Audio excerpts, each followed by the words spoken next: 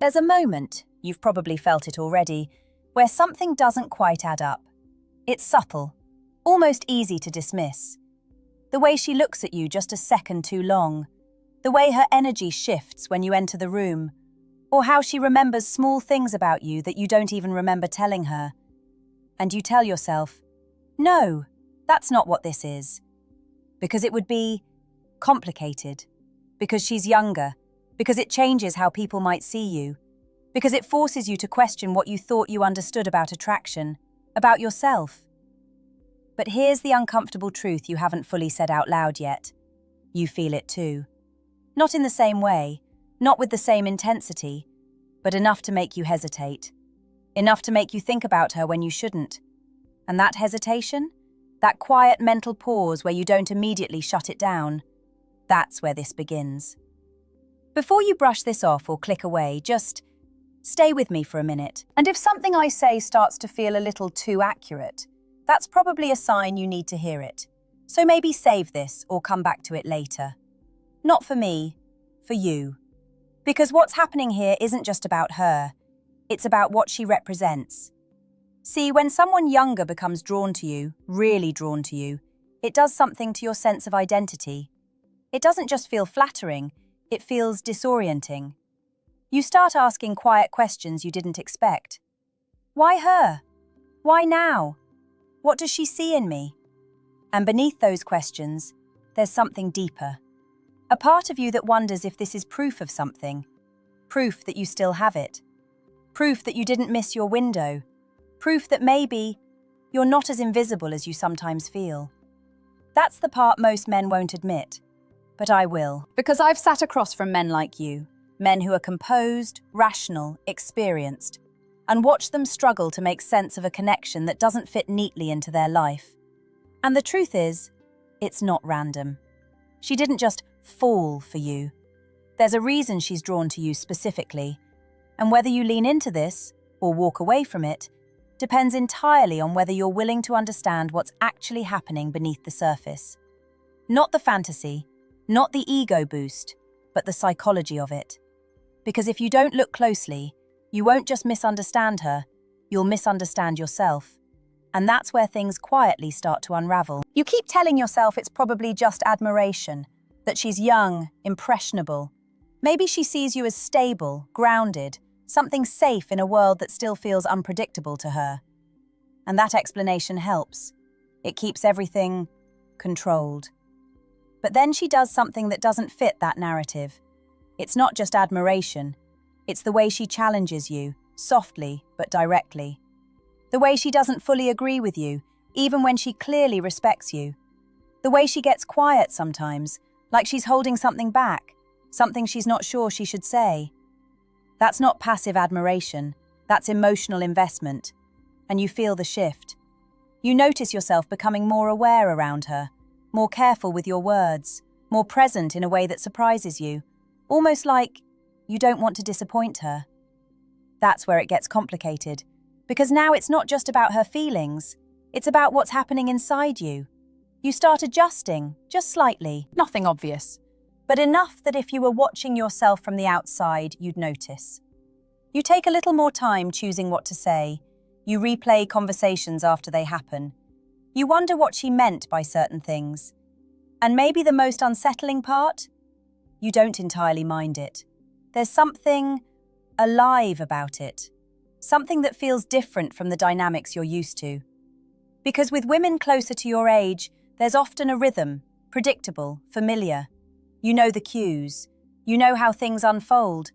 But with her, it's less structured, less guarded, more open. And that openness pulls something out of you that you didn't realize had gone quiet. A version of yourself that's a little more curious, a little more engaged, maybe even a little more hopeful.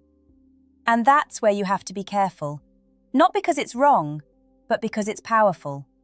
See, younger attraction often carries a kind of emotional intensity that feels pure, but it's also unfiltered. She hasn't learned to hide it the way others have.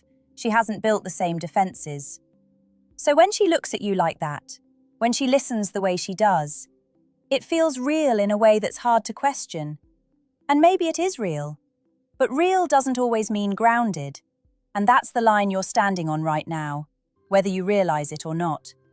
Because the more you let yourself lean into that feeling, that sense of being seen, wanted, understood, the harder it becomes to step back and ask the question that actually matters.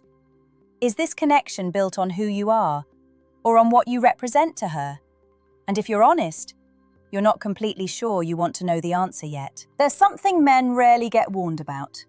Not attraction itself, but the way attraction can become a mirror you start relying on, especially when it comes from someone who still feels like she's discovering the world.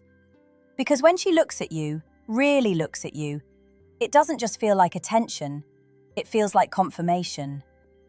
And that's where things quietly shift. You begin to associate her presence with a version of yourself you like more, a version that feels more alive, more desirable, more intact. Not broken, not fading, not overlooked, just seen. And if I'm honest with you, that's one of the most seductive feelings there is. Not her, the way you feel about yourself when she's around. You might not even notice it happening at first, but then something small changes. You start paying more attention to how you're perceived. You find yourself slightly more composed when she's near. You catch yourself wanting to be better in ways you haven't tried in a while.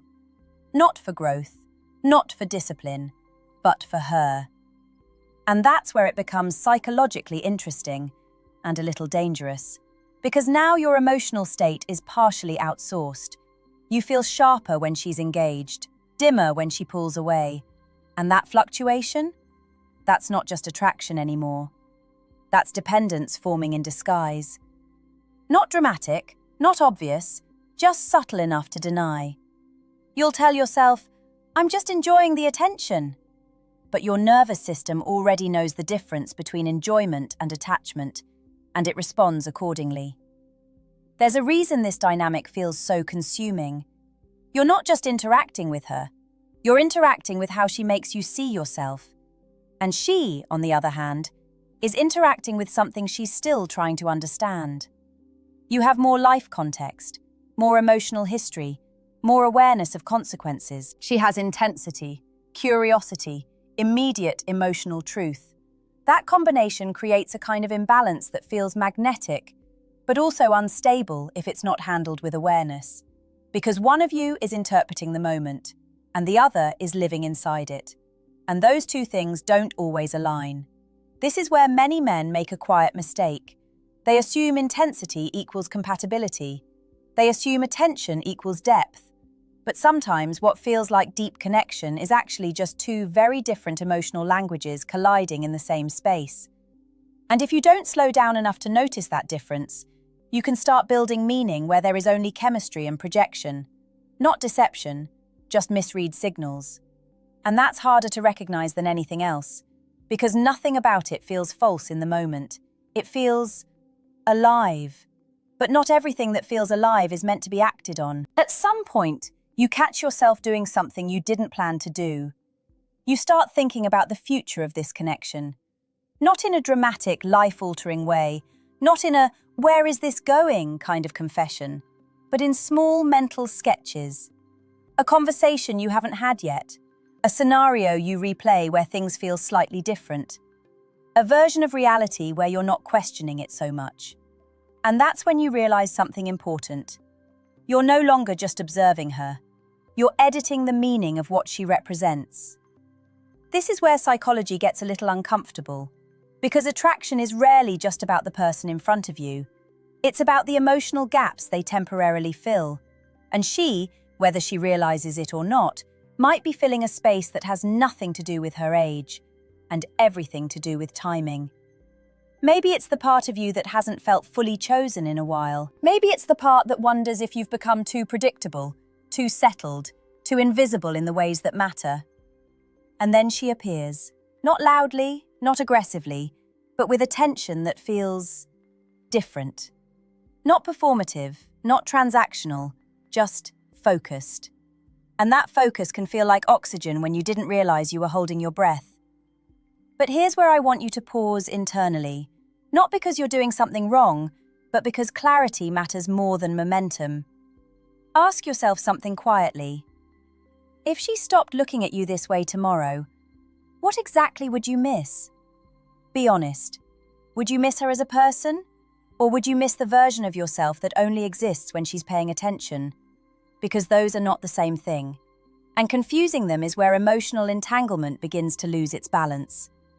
Now, there's also something else happening underneath all of this that you may not have fully named yet. You're becoming more emotionally alert around her, more sensitive to shifts in tone, more aware of pauses in conversation, more tuned in to what she doesn't say. That kind of awareness feels like connection, but it can also be a form of hyper-attunement, where your mind starts scanning for meaning in everything because the stakes feel higher than they actually are. And when that happens, neutrality disappears. Everything becomes significant. A glance, a delay in response, a slightly different tone. And suddenly, your internal world starts reacting to signals she may not even be consciously sending. That's how emotional intensity grows without clear communication. Not through big declarations, but through interpretation. And interpretation is powerful, but it is not always accurate. This is where I want you to stay grounded in something very simple, even if everything inside you feels less simple right now. Just because something feels meaningful doesn't mean it has been clearly defined. And without definition, emotions tend to fill in the blanks on their own. Sometimes beautifully, sometimes dangerously, and sometimes both at once. There's a moment in dynamics like this where silence starts to feel different. Not empty, not neutral, but charged. You send a message and wait a little longer than usual to check if she's responded. You reread something she said earlier, not because it was confusing, but because you're trying to understand what it meant underneath the words. And slowly, without anyone announcing it, the emotional temperature rises. But here's what most people misunderstand about that shift. It's not caused by what's being said, it's caused by what's being imagined in between. When someone younger becomes emotionally invested, there's often a kind of openness that feels refreshing, less guarded, less strategic, less filtered. And to someone like you, someone who has probably learned to read people, to anticipate reactions, to navigate complexity, that openness can feel disarming. Because you're not used to having to interpret so little. Or maybe you're not used to someone interpreting you so directly. And that can create a strange reversal. Suddenly, you're not the one managing emotional distance. You're the one being observed. Not in a critical way, in a curious way. Like she's still forming an understanding of who you are and unconsciously inviting you to stay just close enough for her to figure it out. That kind of attention can feel incredibly personal. But it's important not to confuse intensity with clarity. Because emotional openness, especially in younger attraction, can sometimes express itself faster than understanding can keep up. That doesn't make it less real, it just means it's still forming. And you can feel that formation happening in real time. That's part of why this connection feels so mentally consuming. There's no finished version of it yet, only movement, only potential. And the mind hates unfinished things. It tries to complete them automatically. So you start filling in emotional blanks. She must feel something deeper than she's saying. This probably means more than it looks like. There's something here I need to understand fully before I decide what it is. But notice what's happening in those thoughts. You're no longer just experiencing the interaction. You're constructing meaning around it. And construction can easily become projection if you're not careful. Now, I want to be very precise about something here, because this is where a lot of men unconsciously misstep. You can absolutely feel a strong connection with someone younger. You can absolutely respect it, be moved by it, even learn from it. But the responsibility on your side is different, because you carry more context, more awareness of how emotional intensity can evolve, more understanding of what blurred lines tend to cost over time. And that means your role isn't to intensify the feeling, it's to interpret it with honesty. Even when honesty reduces the fantasy a little, especially then. Because if you don't, something subtle starts to happen. You begin to live inside the emotional highlight of the connection, instead of the full reality of it. And those are not the same thing. One feels like expansion, the other requires clarity. And clarity is often what pulls you out of the emotional fog, even when part of you doesn't want to leave it yet. There's a quiet shift that happens when attraction stops being something you notice and starts being something you anticipate. You don't walk into a room thinking about it, but somewhere in the background of your mind, there's already a thread running. Will she be there? Will she look at me the same way today? Will something feel different? And that anticipation, it changes you before anything even happens. Not dramatically, not in a way others would notice, but internally it creates a kind of soft tension, a readiness, a subtle emotional leaning forward. And I want you to notice something important here, not to judge it, but to understand it. Because what you're experiencing isn't just attraction anymore, it's emotional forecasting. Your mind is beginning to predict emotional reward based on her presence. And when the brain starts forecasting like that, it quietly reorganizes what feels important. Your attention shifts. Your sensitivity increases. Your internal reference point subtly changes. And without realizing it, she becomes a kind of emotional signal in your day. Not because you chose that consciously, but because your mind learned to associate her with a specific feeling state. That feeling state might be excitement, or validation, or simply the sensation of being more awake in yourself. But whatever it is, your system begins to track it. And that's where attachment starts to form in a way that feels almost invisible while it's happening. Now, here's where I want to slow this down emotionally with you, because I'm not talking about something dramatic or extreme. I'm talking about something very human. The way we bond, not just to people, but to the version of ourselves that appears around them. And she, in this dynamic, becomes a mirror that reflects a part of you that feels more responsive, more engaged, more emotionally present than usual. And that reflection can feel addictive in a subtle way, not because she is doing anything intentionally, but because you are experiencing yourself differently through her attention. And that distinction matters more than most people realize. Because at a certain point, you stop asking, "Who is she?" and start asking, without meaning to, "Who am I when she's here?" And that second question is where emotional entanglement deepens, not through action, through identity. Now, there's another layer here that deserves honesty. When there's an age difference, even a small one, the emotional rhythm often doesn't match perfectly. She may be experiencing intensity as discovery, you may be experiencing it as recognition, and those are two very different emotional states wearing the same surface expression. That mismatch doesn't make the connection fake, but it does mean it requires more awareness than impulse. Because what feels synchronized on the outside can still be asymmetrical underneath. And asymmetry is where misunderstandings tend to grow quietly. Not from bad intentions, from different emotional timelines colliding in the same space. And if you're not paying attention to that, you can start to believe the moment is more aligned than it actually is. Which brings you back to a very simple but very important question. Are you responding to what is actually happening between you, or to what your mind is starting to build around it? Because those are no longer the same thing. And the difference between them is where clarity either holds or starts to slip. At some point, you start noticing the strangest thing of all. It's not what she says, it's not what she does. It's the way your internal world starts reacting when she's not there. The silence feels slightly different now. Not painful, not dramatic, just noticeable in a way it wasn't before. And you catch yourself doing something you didn't intend to do. You start measuring absence, not consciously, not in a dramatic waiting by the phone sense, but in subtle emotional timestamps. When did we last talk? Why does today feel slightly flatter? Was she more distant, or am I more sensitive now?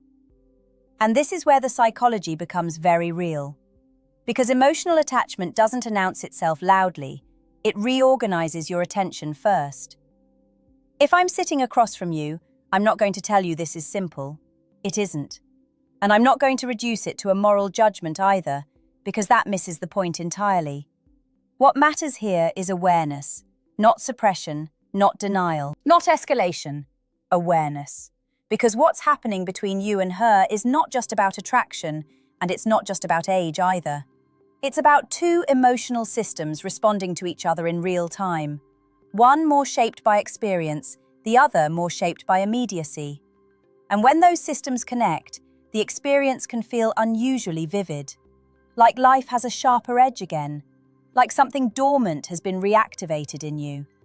But vividness is not the same as direction, intensity is not the same as compatibility, and emotional resonance is not the same as stability.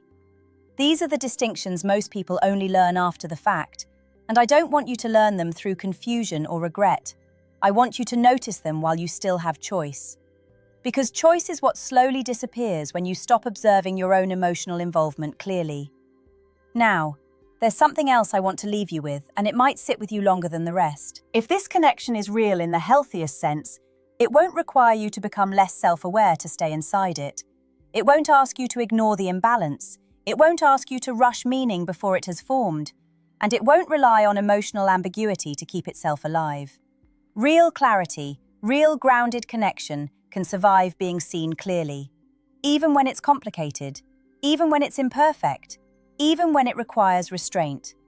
And if what you're experiencing only feels powerful when it's slightly undefined, slightly unspoken, slightly in between, then the most honest thing you can do isn't to intensify it. It's to slow down enough to see what remains when you remove the uncertainty. Because what's left after the uncertainty, that's where truth usually lives. And you deserve to know that truth without distortion. Not because something is wrong, but because you're at the point where understanding it clearly matters more than being carried by it.